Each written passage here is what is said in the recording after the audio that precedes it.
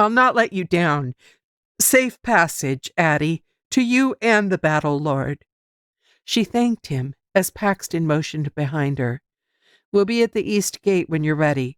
I won't be long," she promised, and turned back to Keylor as the second hurried away. The two sisters stared at each other for several seconds until Keylor held out a small package. The young woman was trying not to break down, but her trembling lower lip betrayed her feelings. "Here's extra nappies and another outfit.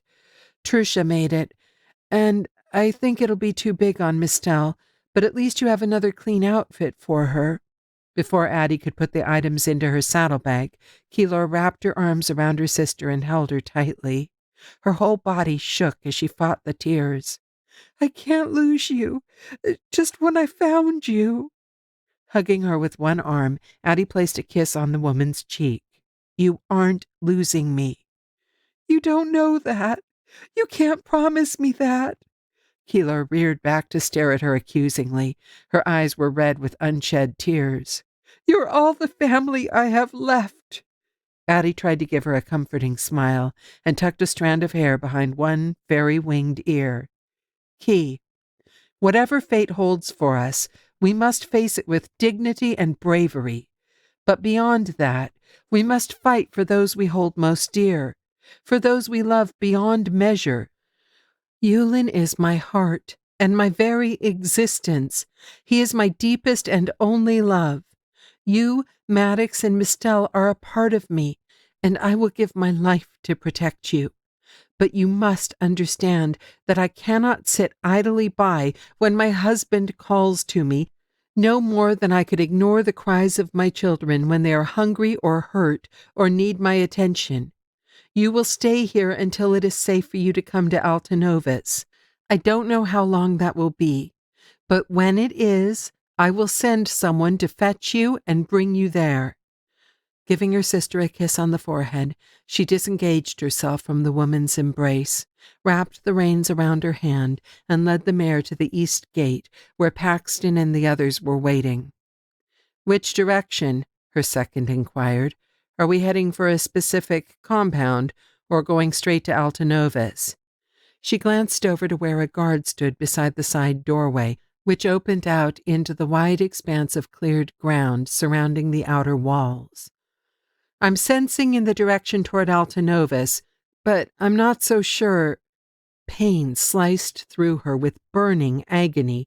Addie cried out, unable to keep herself from falling, as she fought to remain conscious. Darkness fogged her vision as her knees gave way. There was a hard jerk on her arm when the rein she still clutched stopped her descent to the ground, but her mind was not aware of her physical reaction. More pain, sharp, knifing, went through her. She moaned as she waited for more to come. She didn't have to wait long.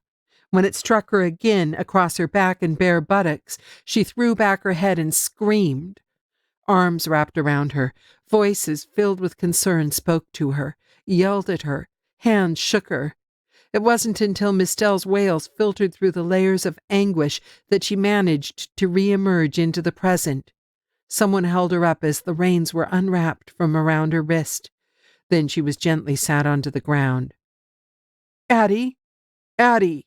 She wrapped her arms around her daughter and buried her face in Mistel's sweet warmth, in her baby scent, in the total innocence squirming in her embrace. "Addie!" Paxton tried to shake her shoulder. "Addie! Speak to me!" Shakily, she finally managed to hold up a hand, signaling for a moment or two to steady herself. She wiped her face and eyes on the baby's blanket, but her emotions remained attuned to wherever her husband was, to the torture he was enduring. It had felt so real. She wouldn't be surprised if she bore superficial marks on her body. Clutching Mistel closer to her, she opened herself again and tried to send Yulin whatever comfort she could, however small. "I'm here, my beloved. I'm here. But not for long. I'm coming for you. Just hold on. Keep fighting. Stay alive, Yulin. Stay alive."